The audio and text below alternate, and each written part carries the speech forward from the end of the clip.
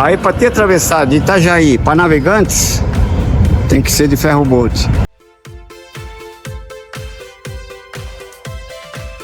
Um dos grandes destaques da cidade é o movimento do porto.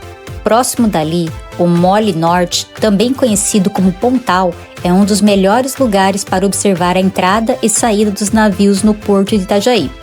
É um cenário que mistura força, logística e paisagem, perfeito para fotos e para sentir a grandiosidade da região.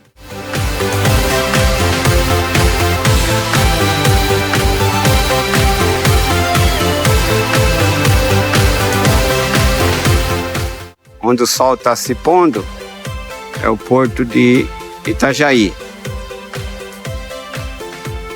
Esse aqui é o porto de Navegantes.